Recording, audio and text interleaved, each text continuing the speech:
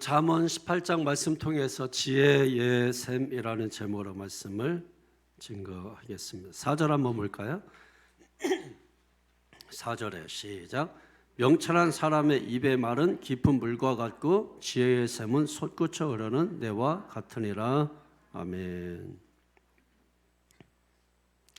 따라합니다. 지혜는 솟아나는 샘물과 같다. 지혜는 지혜의 말씀이죠. 그러니까 말씀이 지혜죠. 참된 지혜는 말씀이신 예수님이죠. 예수님으로부터 지혜가 나오고 구원이 나오는 거죠. 그러니까 지혜의 샘에서 구원이 나온다. 성경에서는 그 샘물을 구원에 빗대서 말씀을 합니다. 이사야서 12장 3절에 보면 그러므로 너희가 기쁨으로 구원의 우물들에서 물을 기르리로다. 구원의 우물들에서 물을 기르리로다. 그러니까 하나님이 주시는 구원을 우물물로 비유하고 있죠. 그러니까 땅 속에서 솟아나는 샘물은 육신의 목마름을 잠깐 해결해 줍니다. 그러나 영혼까지 해결해 주지는 못하죠. 영혼의 목마름을 해결하기 위해서는 구원의 우물물에서 물을 마셔야 합니다. 그래서 지혜의 샘물을 마실 때 삶의 갈증이 해결되고 삶의 활력이 생긴다는 거예요. 요한복음 4장에 보면 예수님께 한 여인이 찾아오죠. 그 여인의 인생에 그 목마름이 가득 안고 그 우물가를 찾아왔습니다. 그때 주님께서 그 여인에게 주셨던 말씀이 요한복음 4장 13절에서 14절을 보면 예수께서 대답하여 이르시되 이 물을 마시는 자마다 다시 목마르려니와 내가 주는 물을 마시는 자는 영원히 목마르지 아니하리니 내가 주는 물은 그 속에서 영생하도록 솟아나는 샘물이 되리라. 아멘. 그러니까 물은 생명이죠. 생명. 지혜의 샘은 생명의 샘인 거예요. 생명의 샘은 예수님을 믿는 모든 자들에게 값 없이 주신다고 성경은 기록하고 있습니다. 계시록 22장 17절에 보면 성령과 신부가 말씀하시기를 오라 하시는도다. 듣는 자도 오라 할 것이요 목마른 자도 올 것이요 또 원하는 자는 값 없이 생명수를 받으라 하시더라. 예수님이 생명수이신데 와서 마셔라. 그런데 값없이 마셔라. 값없이 마셔라. 값없이라고 하는 말은 우리가 공짜라고 하는 그런 의미죠. 값없이 공짜로 마셔라. 공짜 좋습니까? 공짜면 뭐 돌도 먹나요?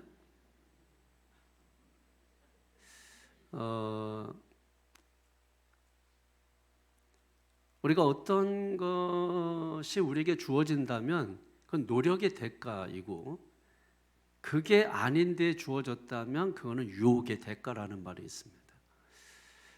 그러니까 세상에 공짜는 없다는 거예요. 세상엔 어떤 것도 공짜가 없다라는 것이죠. 아마 이 생각이 강해서 그런지 성경에서 공짜가 있다 그러니까 믿지를 못해요. 구원이 공짜다. 어떻게 구원이 공짜냐? 그래서 인터넷상에도 보면은 구원이 공짜인가라는 이 문제 가지고 논쟁이 일어나요. 구원은 공짜가 아니다. 뭐 이렇게 말하는 분이 있고 또 예정론을 믿는 사람들은 100% 구원은 공짜로 주어졌다. 이렇게 주장을 해서 그 예정론을 공격하는 사람들이 많아요. 여러분의 생각은 어떻습니까? 구원은 공짜입니까? 아니면 노력의 대가입니까? 저는 둘 다 맞다고 생각을 해요. 어떤 생각적인 측면인데 예를 들면 구원이 공짜다라고 하는 말도 맞고 또 공짜가 아니다라고 하는 말도 맞는 이유는 구원은 우리가 받을 때는 공짜로 받지만 누군가 그 구원에 대한 대가를 지불을 했기 때문에 그 대가로서 우리가 공짜로 받는 것이거든요. 그러니까 이미 계산이 된 거예요. 이미 값을 지불한 거예요. 누군가. 받는 우리는 그거를 값을 이미 계산을 했기 때문에 공짜로 받는 거죠. 그러니까 공짜로 받는다는 말도 맞는 것 같고, 또 누군가 값을 지불한 거기 때문에 그건 공짜가 아니다라고 하는 말도 맞는 것 같아요. 둘 다 좀 화해를 하면 좋을 것 같아요. 이것도 맞고 저것도 맞고, 그러니까 둘을 잘 이렇게 조합을 하면은 좋은 팀이 될 수 있지 않겠습니까? 그러니까 대가를 지불하고 우리는 그것을 은혜라고 하는 것을 통해서, 그래서 구원은 하나님의 은혜의 선물이라고 하죠. 그러니까 선물은 공짜잖아요, 받는 사람은. 그러나 그 선물을 누군가는 돈 주고 산 거죠. 그러니까 받는 우리는 공짜로 받는 거고, 그러니까 이것도 맞고 이것도 맞는 것이죠. 그래서 중요한 것은 주는 자에게 초점이 있는 것이 아니라 받는 자에게 초점이 있어요. 어떻게 받느냐라고 하는 것이죠. 그래서 우리가 감사함으로 받아야 된다는 거예요. 구원을 하나님께서 대가를 지불하시고 받는 우리가 공짜로 받은 것이기 때문에 감사하면서 받아야 된다. 여러분 생일이나 뭐 기념일이 되면 선물을 받잖아요. 그 선물을 누군가는 그걸 돈 주고 산 거 아니에요. 그래서 포장을 잘 해가지고 그걸 우리에게 주는 거 아닙니까?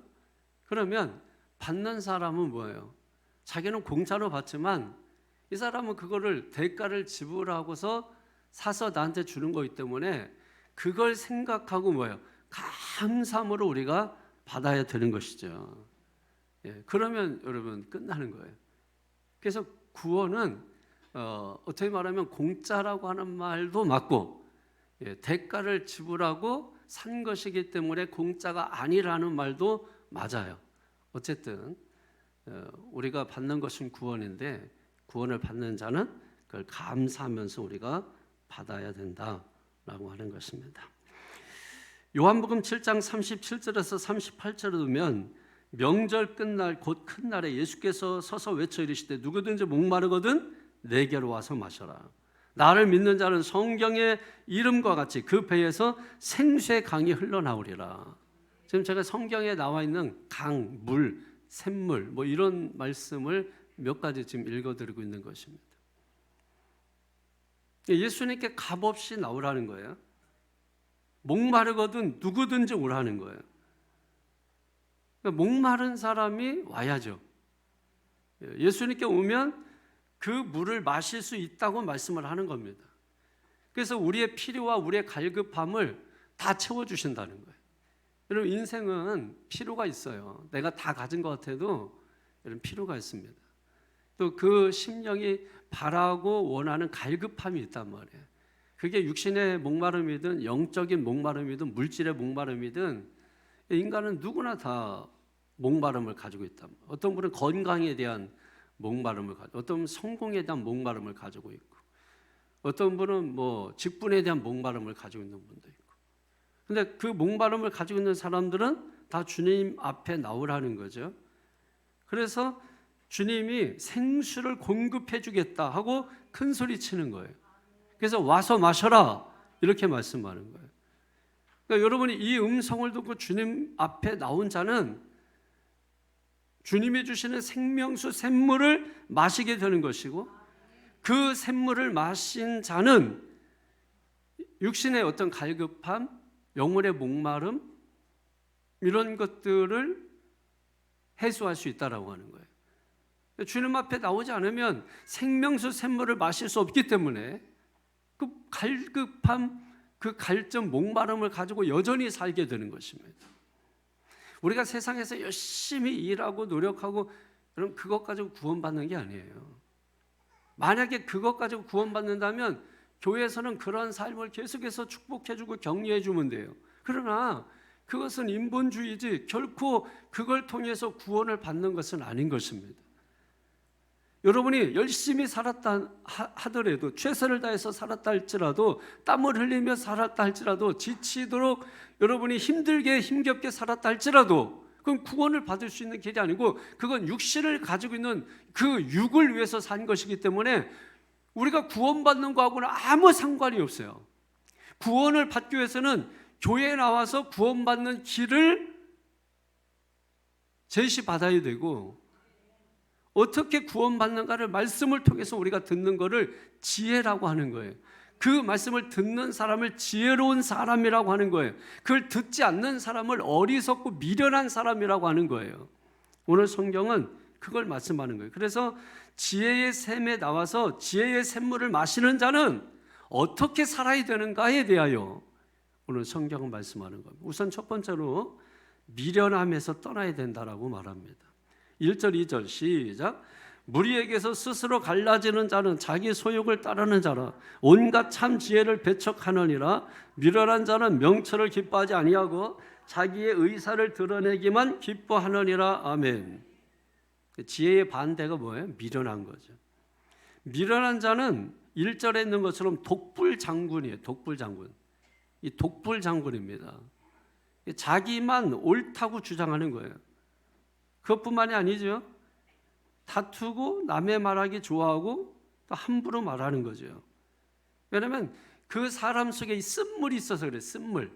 그 쓴물이 그 속에서 흘러나오기 때문에 그런 겁니다. 그러니까 지혜로운 자는 그런 미련함에서 떠나야 돼요. 진짜 미련한 거는 뭐냐면 참된 지혜를 배척하는 겁니다. 1절 하반절에 참 지혜를 배척하느니라 그랬죠. 온갖 참 지혜를 배척한다. 세상 거는 다 받아들이고 세상 거는 다 따르면서 오직 하나 참된 지혜. 참된 지혜가 누구라고요? 예수님이라고요. 말씀이라고요. 세상 거는 다 받아들여. 세상 거는 다 들어요. 그런데 오직 하나 참된 지혜, 그 한 가지는 배척한다는 거예요. 굳이 미련한 길로 가는 겁니다. 이런 사람의 특징을 1절에서 뭐라고 말합니까? 스스로 갈라진다 이렇게 말씀하고, 스스로 갈라지는 자. 스스로 갈라진다는 게 뭐예요? 다른 사람과 항상 함께하지 못한다는 거예요. 왜? 자기 생각이 너무 뚜렷하기 때문에 그런 거죠. 자기 생각이 너무나 분명하기 때문에 다른 사람들과 함께하지 못하는 어떤 독립적인 기질, 뭐 이런 것들을 가지고 있는 거죠. 그러니까 함께하지를 못하는, 신앙생활을 해도 함께하지를 못하는 거예요.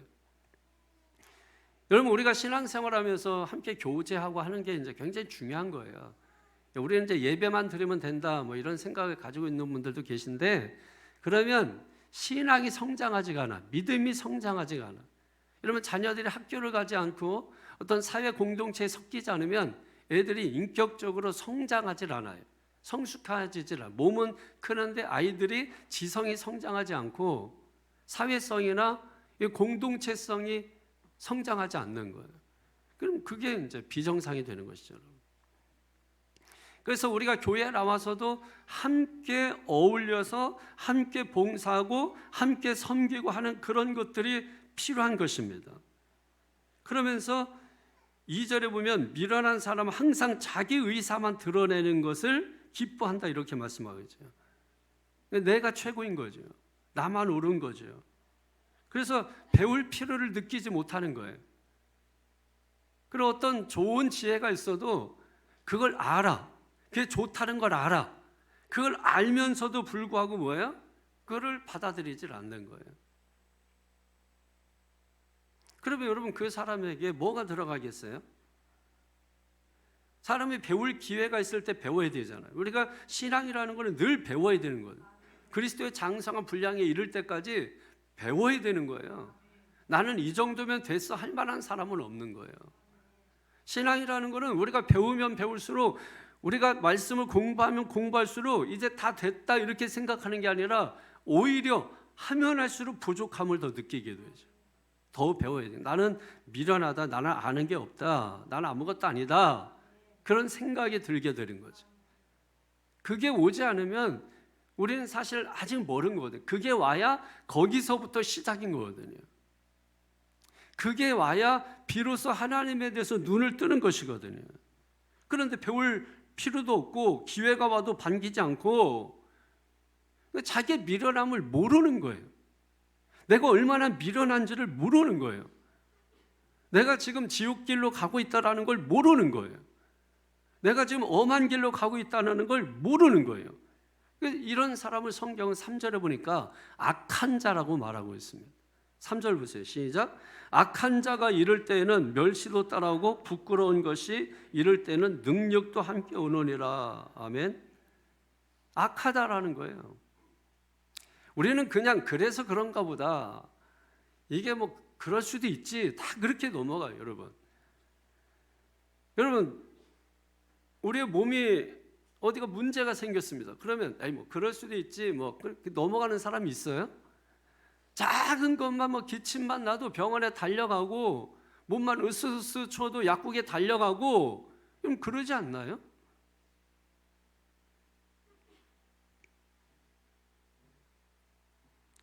악한 자가 이럴 때 멸시도 따라오고 부끄러운 것이 따라온다.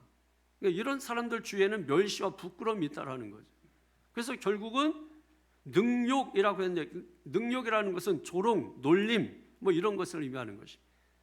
그러니까 결국은 조롱을 받고 놀림을 받는 사람이 된다는 것입니다. 결국은 그 악한 자의 모습인 거예요. 그래서 5절 7절에 보면 계속해서 이렇게 말씀합니다. 5절에서 7절 시작. 악인을 두둔하는 것과 재판할 때 의인을 억울하게 하는 것이 선하지 아니하니라. 미련한 자의 입술은 다툼을 일으키고 그의 입은 매를 자청하느니라. 미련한 자의 입은 그의 멸망이 되고 그의 입술은 그의 영혼의 그물이 되느니라. 아멘.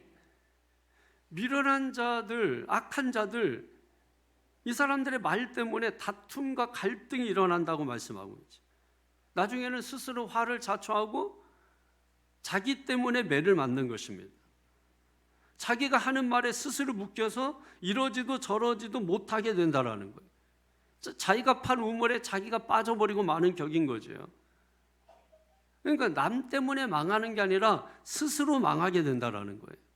이런 사람들의 특징이 뭡니까? 8절에 보세요. 시작. 남의 말하기를 좋아하는 자의 말은 별식과 같아서 뱃속 깊은 데로 내려가느니라. 아멘. 늘 남의 말을 하는 거예요. 뭐 세상이 이렇고 사회가 이렇고 뭐 대통령이 이렇고 누가. 여러분 그 백날 해봤자 소용없는 거예요. 백날 해보세요. 여러분 이 추운 데 가서 뭐 외치기도 하고 뭐 합니다만, 사람들은 나온 사람들에게 초점을 맞추지만 거기 안 나간 사람들이 더 많아요. 안 나간 사람들에 대해서는 얘기 안 하잖아요. 나가고 안 나가고 뭐 그런 게 중요한 게 아니고, 남의 말 한다는 그 자체가 그게 이런 문제가 있는 거예요. 그 이유는 간단하죠. 너무 자기의 일에 바쁘면 우리가 남의 말할 시간도 없어요. 남을 신경 쓸 시간도 없어요. 바쁘지 않은 거예요. 그러니까 남의 말을 하는 거죠. 먹는데 그냥 바쁘면 먹는데 바쁘다 뭐 이런 말도 있잖아요. 그냥 먹으시면 돼요. 그냥 드시면 돼. 먹으면서도 남의 말 하니까 그런 거죠.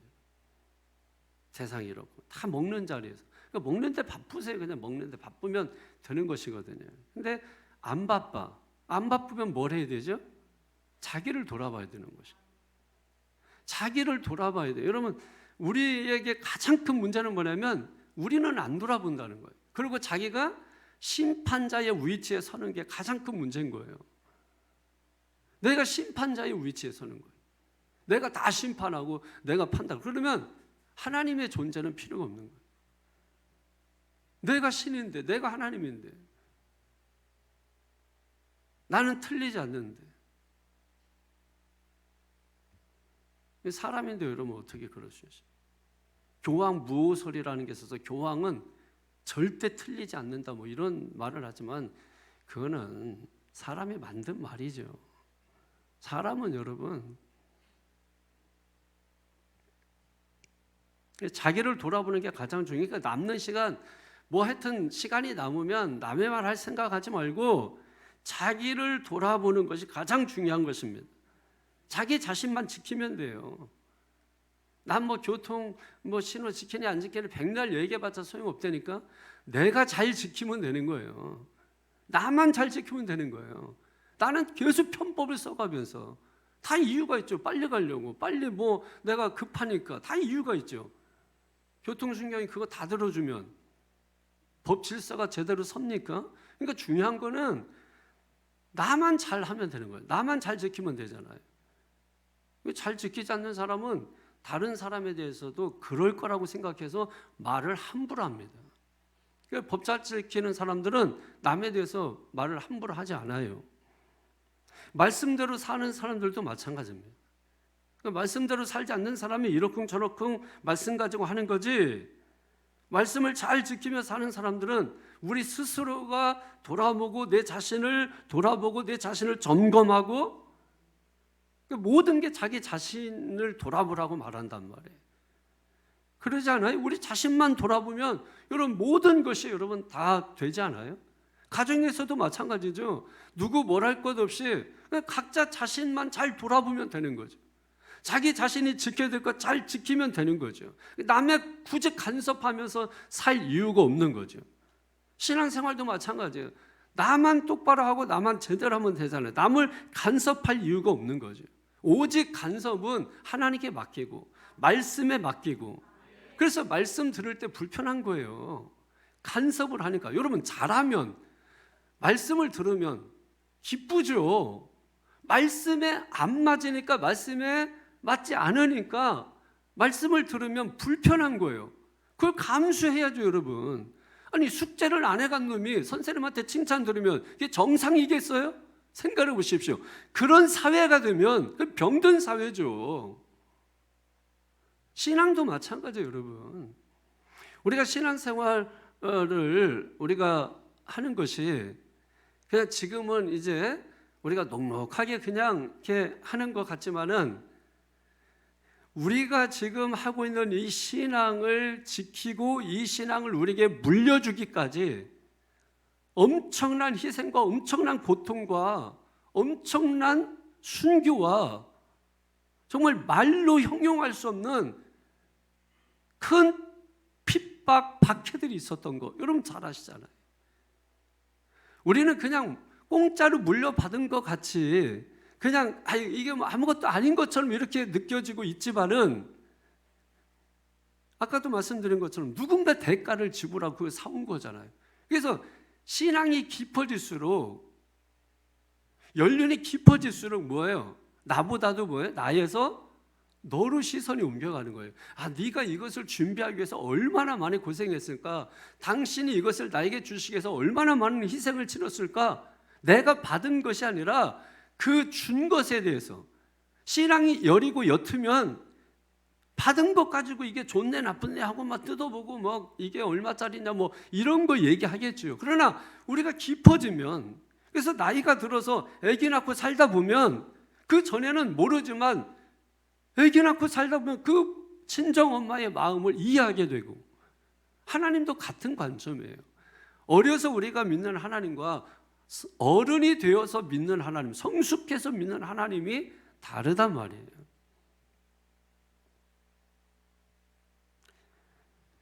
지혜로운 샘물을 마신 자는 그런 어리석은 삶에서, 미련한 삶에서 떠나야 된다.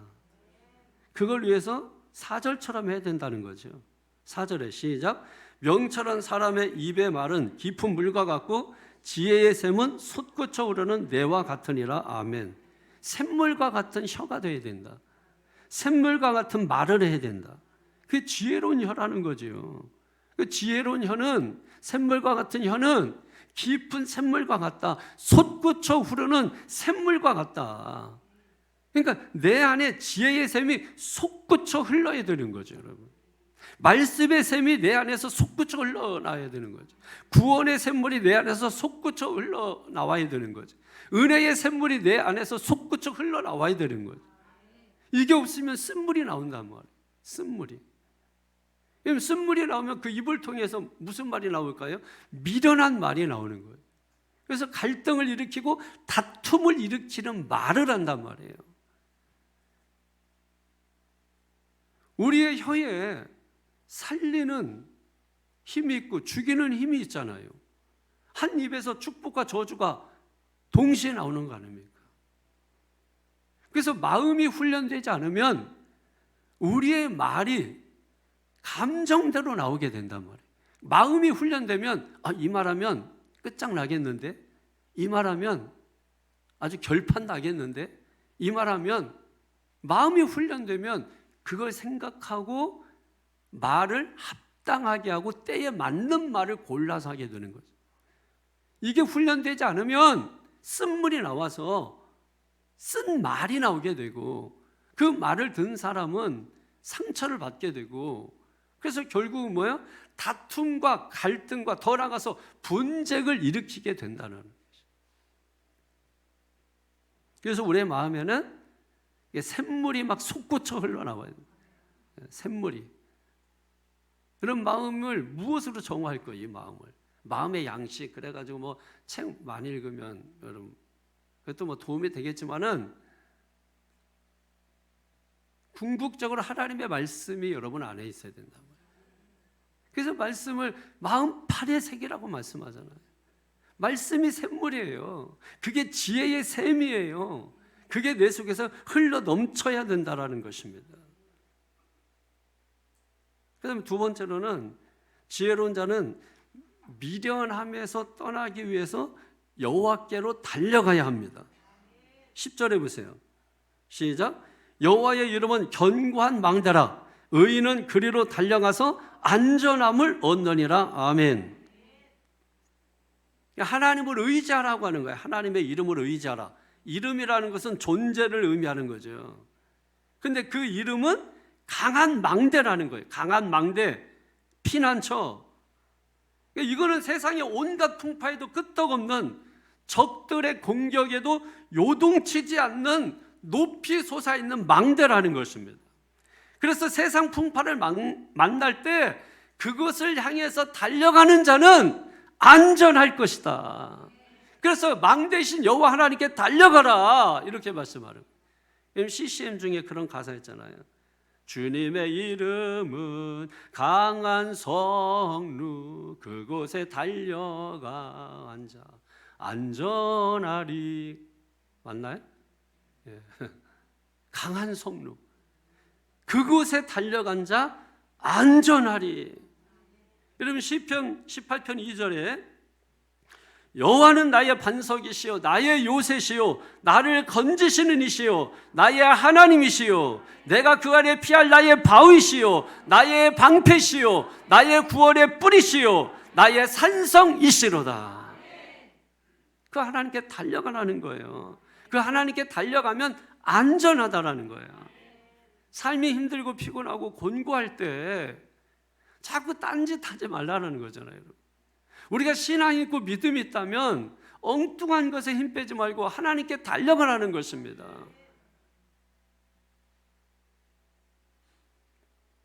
하나님께 달려가면 하나님이 안전하게 보호하신다고 말씀하잖아요. 그럼 성경에 보면 도피성이라는 게 있잖아. 도피성. 그 도피성은 신약적 개념으로 예수님이잖아. 그러니까 예수님께 달려가면 예수님께서 우리를 지켜주신다는 거죠. 예수님이신 도피성이신 예수님을 믿으면 구원을 받는 거죠. 주의 이름, 예수님의 이름, 은과 금은 내게 없거니와 내게 있는 것으로 내게 주노니 나사렛 예수의 이름으로 일어나 걸으라. 그 예수의 이름, 그 견고한 망대란 말이에요. 그 견고한 망대를 우리가 의지하고 살아야 된다는 거예요. 그런데 우리가 의지하고 사는 게 세상 것 붙드는데, 세상 것은 잠시 잠깐이에요, 여러분. 여러분, 은금이 우리를 다 지켜줄 것 같죠? 그게 잠시 잠깐이에요. 영원히 우리를 지켜주는 게 아니에요. 그건 어느 날 한날에 불에 타서 없어지면 그만인 것이에요. 일시적인 것이고 찰나적인 것이고. 그런데 사람들은 그 찰나적이고 일시적인 걸 놓칠 못하는 거예요. 그래서 그것이 진정한 행복을 주고 기쁨을 주는 줄로 착각을 해요. 그러니까 여러분, 잠시는 기뻐할 수 있죠. 그걸 바라볼 때는. 내가 산을 향하여 눈을 들리라. 나의 도움이 어디서 올까? 나의 도움은 천지를 지으신 여호와에게서로다. 산을 보면서 무엇을 봅니까? 아, 나무가 울창한데, 꽃이 예쁜데. 그래 여러분, 우리가 진짜를 봐야 돼. 저 산을 누가 만들었을까? 저 꽃은 누가 만들었을까? 저 숲은 누가 만들었을까? 그걸 볼 수 있어야 되는 것입니다. 그걸 보지 못하니까 수박 거달기식으로 우리가, 그래서 그냥 장난하는 거 같잖아요. 말장난하는 거. 저 어마무시한 산을 만드신 그 하나님이 내가 믿는 하나님이다. 예레미야 10장 10절에 있는 것처럼 그 하나님은 살아계신 하나님이시다. 그 하나님이 나를 지키신다. 그 하나님으로부터 도움이 온다. 그러니까 여러분, 흔들리지 않는 거죠. 자꾸 세상이 흔들리고, 여러분 그럴 필요가 없어요. 그럴수록 뭐예요? 우리가 더 하나님 의지하는 걸 배워야 됩니다. 우리의 망대는 뭘까요? 11절에 보니까 보세요. 시작. 부자의 재물은 그의 견고한 성이라 그가 높은 성벽같이 여기느니라. 아멘. 부자들은 망대가 뭐예요? 재물이라는 거예요. 그게 견고한 성, 높은 성벽과 같이 여긴다는 거예요. 문제는 여기 여기는 거예요. 여기는 거. 여긴다라고 하는 말은 착각이라는 말이에요. 착각. 그러니까 그게 그 재물이 높은 성벽과 같이 여겨지는 거야. 그래서 그게 나를 지켜주겠지 하고 착각을 하는 거야. 많은 사람이 어디에 투자를 해놓고 막 든든해. 근데 어느 날 사기당했어. 그게 사기당하기 전까지는 막 누가 말하지 않아도 웃고 다녀. 막 든든한 거야, 생각만 해도. 근데 어느 날 사기당했어. 그때부터 막 근심하고 막 탄식하고 나라 욕하고 막 정부 욕하고. 여러분, 사기치는 놈도 나쁜 거지만은 사기 당한 사람도 사기치고 싶은 마음이 그 속에 있어서 사기를 당하는 거죠, 여러분. 속이는 자도 나쁜 자지만 속는 자도 그 당연히 악한 마음이 있기 때문에 속는 거예요. 그런 마음이 없으면은 누가 여러분 해도 전혀 여러분 끄떡하지 않는 것입니다. 그렇게 해놓고 뭐 누가 책임지라고 해놓으면, 그러면 막 살아놓고 다 책임지라고 하면 되겠네? 그러니까 이런 식이 되면 안 된다는 거예요, 여러분. 부자의 재물은 그의 견고한 성이라. 여러분의 견고한 성은 뭘까요? 에? 예수님이? 말은 하여튼 말이라도 잘해야 돼. 말이라도. 일단은 말이라도 잘해야 돼. 일단은. 그냥 뭐 무조건 다 예수님 믿어요. 막 예수님 사랑해요. 예수님 사랑해요. 뭐 믿어요. 이렇게 하는 근거는 나한테 있잖아요. 어디에 있는 줄 알아요? 하나님이 나를 너무너무 사랑하는 줄 알기 때문에 그런 거예요.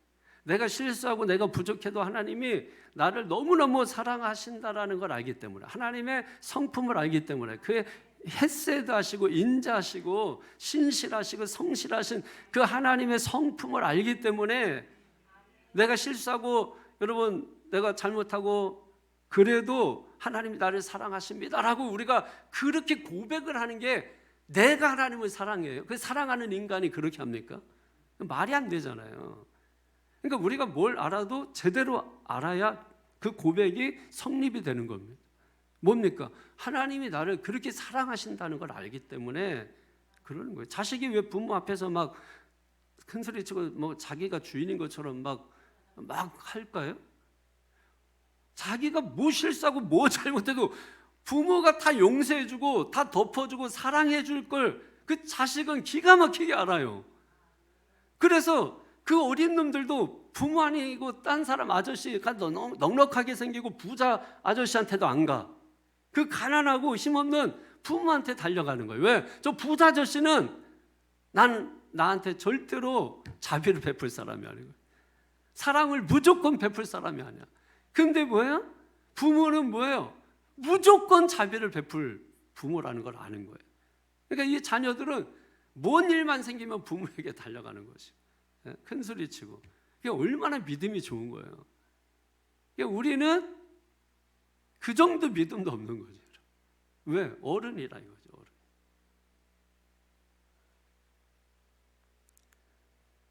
신앙의 연수가 더 늘어갈수록 사실 더 하나님 의지하게 되더라. 더 하나님 의지하고 더 하나님 바라게 되고 그냥 하나님 이름을 더 부르게 되고, 좀 어느 정도 힘 있고 막 이렇게 까불고 막 할 때는 내가 하면은 다 되겠더라고. 근데 여러분, 신앙의 연수가 더 깊어갈수록 그게 아니에요. 하나님 없이는 내가 할 수 있는 게 아무것도 없구나. 그걸 알게 되는 거예요. 그러니까 까불지 못하는 거예요. 그래서 12절에 이렇게 말씀하죠. 시작. 사람의 마음의 교만은 멸망의 선봉이요 겸손은 존귀의 길잡이니라. 교만이라는 게 뭐예요? 교만. 자기를 믿는 거죠. 하나님 믿지 않는 거잖아요. 이런 사람들은 스스로 성을 쌓는 거예요. 스스로 성을 쌓는 거예요. 근데 그 성은 반드시 무너진다는 거예요. 그래서 망한다는 것입니다. 겸손은 뭐예요? 자기를 낮추는 거죠. 그리고 하나님을 인정하는 거죠. 하나님을 높이는 거죠. 그래서 존귀의 길잡이가 되는 거죠. 겸손한 자의 특징을 뭐라고 13절에 말씀합니까? 시작. 사연을 듣기 전에 대답하는 자는 미련하여 욕을 당하느니라. 겸손한 자의 특징이 뭡니까? 남의 말을 잘 듣는 자라. 남의 말을 잘 듣는. 말하기 전에 남의 말을 듣는 거. 그러니까 한쪽 말만 듣고 말하지 말라는 거예요. 두 짝 말 다 듣고 말하라는 거예요. 그래서 귀가 두 짝 있는 거예요. 이쪽 말만 듣지 말라는 거예요. 이쪽 말도 듣고 판단하라는 거예요. 무슨 말을 할 때 이쪽 말만 들으면 그거는 오해가 생긴단 말이에요. 반드시 말하기 위해서는 이쪽 말도 들은 다음에 말을 하라는 거예요. 그게 지혜로운 자라고 하는 것이에요. 겸손한 자라는 것이에요. 겸손을 드러내는 가장 좋은 방법, 남의 말을 들어주는 거죠. 내가 말하는 것보다 하여튼 들어주는 게 가장 좋은 거예요. 우리가 그래서 하나님 앞에 기도하는 겁니다. 하나님께 기도하면 하나님은 뭐예요? 다 들어주세요. 그냥 하나님 억울해요. 그래도 그래 얼마나 억울하겠냐 하고 들어주시고, 그냥 하나님 말씀 안 하시는 것 같지. 근데 계속 억울해다 보면은 너만 억울하니 이 마음이 와요. 다 마음에. 그래서 나중에 보면은 스스로 풀려요. 그러니까 하나님 앞에 기도하는 거예요. 억울해도 기도하고 속상해도 기도하고 열받아도 기도하고. 하나님 앞에 기도하다 보면 너만 열받냐? 쟤 때문에 못 살겠어요. 계속 해보세요. 저 사람 때문에 정말 못 살겠어요. 계속 기도해 보시라고. 걔는 너 때문에 살겠냐? 여러분, 걔 소리가 들린다니까. 그러니까 마음에서 뒤집어져. 그래서 성전에 여러분 올 때는 막 울그락불그락해서 오지만 갈 때는 천사처럼 가는 거예요. 악마처럼 왔다가 천사처럼 가고, 천사처럼 왔다 악마처럼 가면 안 되잖아요. 하나님은 들으시고 뿐만 아니라 하나님은 응답해 주시는 하나님이십니다. 그 지혜의 샘물을 마신 자는 누구에게 달려간다? 하나님께로 달려가는 거예요. 예수님을 만난 자는 하나님께로 달려가는 거예요. 문제만 생기면 하나님께로 달려가는 거예요. 근데 미련한 자는 뭐예요? 자기를 믿고 사는 거죠. 그러니까 주님께 달려갈 생각을 하지 않아요. 그러나 주님은 나의 반석, 나의 요새, 나를 건지시는 자, 나의 방패, 나의 산성, 나의 구원의 뿔. 그러니까 그분에게 우리가 달려가는 것이죠. 그거 얼마나 단단해요, 여러분. 흔들리지 않는, 산성, 흔들리지 않는 거죠. 구원의 뿔, 승리를 주시는 분이시죠. 또 오늘 10절에 있는 것처럼 하나님은 나의 망대이시단 말이에요. 그분에게 달려가자 이거예요. 믿습니까? 마지막 세 번째로 지혜로운 자는 병을 이기며 살아야 합니다. 14절에 보세요. 시작. 사람의 심령은 그의 병을 능히 이기려니와 심령이 상하면 그것을 누가 일으키겠느냐. 아멘. 누가 일으키겠느냐 이 말은 누가 견디겠느냐 이런 말이에요. 견디겠느냐. 그러니까 병에게 지지 말고 견디라는 거예요. 혹시 여러분 병 뭐 한두 개는 다 가지고 있잖아요. 20-30개 정도 뭐 다 가지고 알 약이 뭐 나이 들수록 뭐 40-50개 그냥 먹는 거 아니에요. 어떤 병도 견디라는 거예요. 견디라는 거예요. 그러니까 병뿐만이 아니죠. 환난이 와도 기근이 와도 견디라는 거예요. 견디라는 거예요. 낙심하지 말고 견뎌라. 질병의 환난 가운데 낙심하지 않고 사는 것이 병을 이기는 것이다. 여러분, 이긴다라고 하는 이 말이 꼭 병이 낫는다라는 개념을 설명하는 게 아니에요. 욥처럼 바울처럼 그걸 견디는 겁니다. 그게 이기는 거예요. 한마디로 말하면 병을 통제하는 거, 상황을 통제하는 거. 지금 이런 상황이 있지만 그 상황을 통제하는 거죠, 여러분. 그게 이기는 거예요. 그러니까 누가 이기느냐? 오늘 성경 말은 지혜의 샘물을 마신 자가 이긴다. 미련한 자는 이기지 못한다라는 것입니다. 하나님께 달려가면 담대함을 하나님께서 우리에게 허락해 주시는 것입니다. 여기 성경 뭐라? 심령이 상하면 누가 일으키냐? 심령이 상하면 누가 일으키냐? 이 심령이 상한다 그랬는데 심령은 마음가짐을 말하는 거죠. 그러니까 마음가짐이 중요해요.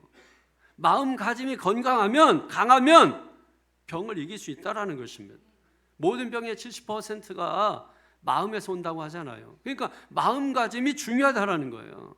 여기에 심령이 두 번 나오거든요. 앞에 심령, 사람의 심령, 그 다음에 심령이 상하면 두 번 나오죠. 이게 다른 단어예요. 그러니까 같은 말이지만 다른 의미예요. 앞에 있는 거는 남성 명사고 뒤에 있는 것은 여성 명사예요. 왜 남성 명사, 여성 명사 다르게 사용했을까? 사람의 심령 이렇게 되어 있죠. 이건 남성 명사라고 하는 것입니다. 왜? 강하고 담대한 심령을 말하는 거죠. 그러니까 우리의 심령이 어떻게 된다라는 거예요? 강하고 담대해야 그의 병을 능히 이기려니와 이렇게 말씀하는 것입니다. 마음이 강하고 담대한데 보십시오. 우리는 어떤 상황이 무너지지도 않았는데 뭐부터 무너지죠? 마음부터 무너지잖아요. 아직 자기에게 그 파도가 오지 않았어요. 아직 자기에게 그 영향이 오지 않았어요. 그런데 마음은 이미 무너져 있는 거예요. 마음은 이미 실패하고 있는 거예요. 마음은 이미 싸워보지도 않고 질 생각부터 하는 거예요. 그래서 뭐예요? 남성 명사를 써서 강하고 담대할 것을 말씀하고 있는 겁니다. 그러면 병을 이긴다라는 거예요. 그러니까 어떻게 할 때 강하고 담대해지냐? 그래서 10절에 있는 것처럼 강한 망대이신 하나님께 달려가는 자, 그럼 마음이 강해진다라는 거예요. 이런 사람이 병을 이기고 환난을 이기고 어려움을 이긴다는 것입니다. 두 번째로는 여성 명사를 써서 심령이 상하면 그렇게 되어 있죠.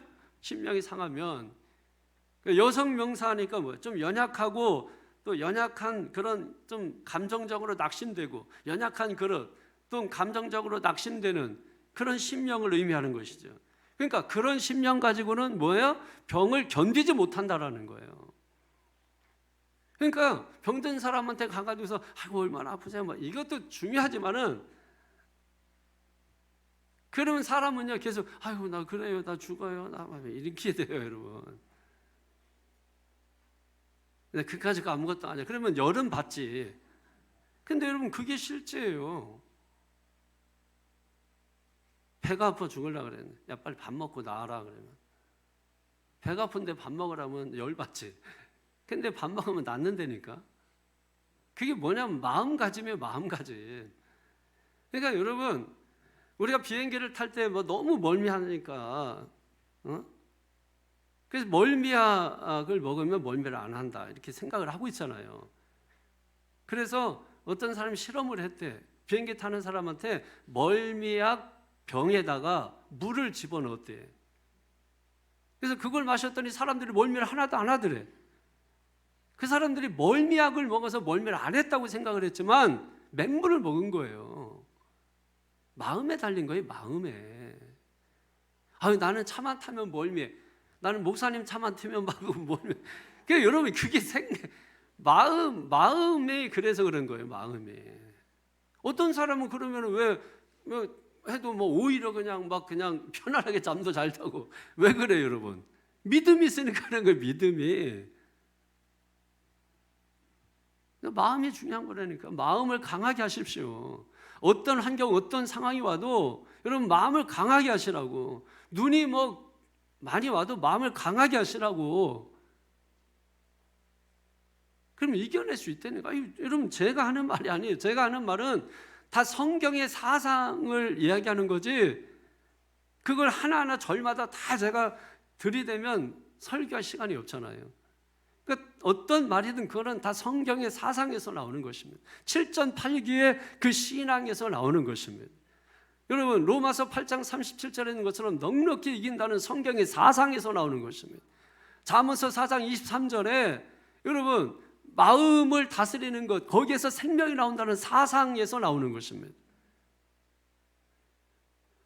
여호수아서 1장 1절부터 9절까지 보십시오. 계속 마음을 강하게 하고 담대하라. 이사야서 41장 10절에 보십시오. 마음을 강하고 담대하게 하라.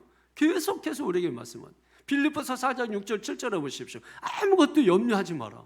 계속해서 말씀하잖아요. 마태복음 7장 7절에서 11절까지 구하라, 찾으라, 두드려라. 여러분 계속해서 주님 말씀하시지 않습니까? 그러니까 우리가 마음을 강하게 하지 않으니까 자꾸 약한 생각하고, 약한 생각하니까 나쁜 생각을 하게 돼 있단 말이에요. 그러니까 어떤 상황에서도 여러분 우리가 마음을 강하게 하십시오. 누구도 우리를 그리스도의 사랑에서 끊을 자가 없습니다. 우리를 넉넉히 이기게 하시는 그 하나님의 사랑을 믿으십시오. 그게 마음을 강하게 하는 거예요. 그러면 성도들이 세상에서 지혜의 샘물을 마시고 승승장구하게 된다는 것입니다. 우리가 병에 걸리잖아요. 만약에 병에 걸리면 병이 낫는 것만 바라지 말고 그걸 견디는 걸 배워야 돼. 그걸 일단은 견뎌야 돼. 이게 병이라고 하면 제가 여러분 엄청난 병을 저는 끌어안고 사는 것이고,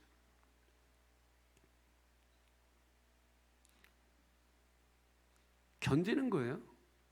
지금도 뭐 저는 견디는 거예요. 그냥 뭐 약을 먹어도 견디는 거고 병원을 가도 견디는 거고 견디는 거예요. 그것 때문에 뭐 나는 못 살겠네. 아이고 나는 뭐 어디 아파가지고 나는 죽겠네. 나는 뭐 하니까 나는 뭐 이제 더 이상 뭐 그냥 끙끙 앓아도 그냥 견디는 거예요. 그게 이기는 거예요. 우리 성경이 여러분 말씀하잖아요. 그리고 어느 순간에 오면 승리를 주신다고, 짜릿한 승리를 주신다고요. 그러니까 낫기만 바라는 사람들, 해결되기만 바라는 사람들 다 낙심합니다. 나다가 떨어집니다. 신앙생활 여러분 뻔해요. 신앙생활 하다가 도중에 포기하고 여러분 낙심하고 절망하는 사람들 많습니다. 근데 이 사람들 다 얘기 들어보십시오. 낫기를 바라서 그런 거예요. 해결되기 바라서 그런 거예요. 기도했더니 안 되네. 뭐 교회 열심히 다녔는데 안 되네. 전부 그래서 낙심하는 것입니다. 교회 다니면서 견디십시오. 기도하면서 견디십시오. 기도하는데 안 되네. 자꾸 그런 생각하지 말고 견디는 자에게 하나님이 이김을 주신다고요. 승리를 주신다고요. 강하고 담대하십시오. 견고한 영, 강한 영이 되십시오. 어떤 환경, 어떤 시험도 견디십시오. 그게 이기는 것입니다. 지혜로운 자는 그렇게 한다는 거예요. 근데 미련한 자는 이기지 못하고 낙심하고, 의인은 사자같이 담대해야 됩니다. 다니엘서 11장 31절에 그가 또 언약을 배반하고 악행하는 자를 속임수로 타락시킬 것이나 오직 자기의 하나님을 아는 백성은 강하여 용맹을 떨치리라. 여러분 하나님을 아는 백성의 특징이 나옵니다. 다윗 보시라고요. 얼마나 강하고 용맹합니까? 요셉을 보시라고. 우리 뭐 다윗처럼 뭐 요셉처럼 되고, 그러나 그들의 삶의 특징을 보시라고. 노예로 팔려가도 강하고 담대하잖아요. 용맹스럽잖아요. 다윗을 보시라고요. 죽이려고 쫓아다니고 뭐 쫓겨다니고 도망자 신세가 되려도 됐달지라도 하나님의 뜻을 그 가운데 기억하며 강하고 용맹하지 않습니까? 그러니까 마침내 짜릿한 승리를 경험하지 않습니까? 하나님을 아는 것이 지혜입니다. 하나님을 아는 백성은 환난, 병, 기근, 위험, 적신 다 이깁니다. 그래서 우리가 넉넉히 이긴다고 고백하는 것입니다. 마지막 4절 다시 한번 읽어볼까요? 시작. 명철한 사람의 입의 말은 깊은 물과 같고 지혜의 샘은 솟구쳐 흐르는 내와 같으니라. 아멘. 지혜로운 샘물을 마신 사람은 이제는 그 샘물을 다른 사람에게, 그 생명수 샘물을 공급해 주는 사람이 되어야 합니다. 지혜는 강물과 같아서 뭐예요? 샘물과 같아서 사람들을 살리는 것입니다. 이게 지혜로운 사람들의 모습인 것입니다. 예수님 지혜이기 때문에 예수님 만나는 사람 다 살리는 것입니다. 말씀은 샘물이고 지혜이기 때문에 말씀을 만난 사람은 다 사는 역사가 일어나는 것입니다. 여호와는 견고한 망대라고 했습니다. 하나님께 달려가십시오. 환난이 오고 어려움이 오고 고난이 오고 핍박이 오고 삶이 무너질 때 여러분 주저앉지 말고 절뚝절뚝 피를 철철 흘려서라도 여러분 하나님을 향해서 가십시오. 기어서라도 가십시오. 그러는 겁니다. 그러면 그러다가 승리하고 그러는 가운데 승리하고 그래서 마침내 하나님께 도달하게 되고 그래서 우리의 고생이 헛고생이 아니고 우리의 헌신이 헛헌신이 아니고 우리의 수고가 헛수고가 아니라는 걸 그때 가서야 알게 되는 것입니다. 여기서 백날 얘기해봤자 여러분 소용없어요. 알 수도 없어요. 여러분 보이지 않는 하나님, 보이지 않는 천국 우리가 어떻게 알아요? 가봐야 알지. 가서 봐야 알지. 그래서 뭐예요? 그걸 경험할 수 있도록 하나님의 나라 통치적 개념을 가지고 예수님이 오신 거예요. 그래서 예수님을 모시면 하나님의 나라가 이루어진 걸 본인은 아는 거예요. 여호와는 견고한 망대다. 믿습니까? 그러니까 하나님 앞에 달려가시기 바랍니다. 달려가시기 바랍니다. 그러면 우리는 안전하리. 예, 성도 여러분, 이 겨울 안전하게 잘 지내기를 바라고 예, 여러분의 인생이 안전하게 축복된 인생 되시기를 주님의 이름으로 축원합니다. 기도하겠습니다. 걸어가신 아버지 하나님, 주께서 이 시간 지혜의 샘물을 마신 자가 되게 하여 주시고 그 지혜의 샘물을 마신 자가 미련함에서 떠나게 도와주시고 미련함에서 떠나게 하여 하나님 망대이신 하나님께 달려가게 도와주시고 그래서 어떤 병도 견디고 이기는 자가 되게 하여 주옵소서. 어떤 문제도 견디고 이기는 자가 되게 하시옵소서. 어떤 환난도 견디고 이기는 자가 되게 하여 주시옵소서. 하나님께 달려가면 강하고 담대하게 하셔서 어떤 것도 이기게 하시고 견디게 하시고 견디게 하시고 이기게 하시는 줄로 믿습니다. 사랑 새찬족의 모든 성도들이 말씀의 진실을 알게 하시고 그 말씀의 진실을 붙잡고 말씀에 순종하며 우리가 나아가면 반드시 하나님 말씀은 살아있기 때문에 그 말씀이 역사해서 우리의 인생과 삶을 적극 도우실 줄로 믿습니다. 믿고 감사드리고 예수님의 이름으로 기도하옵나이다. 아멘.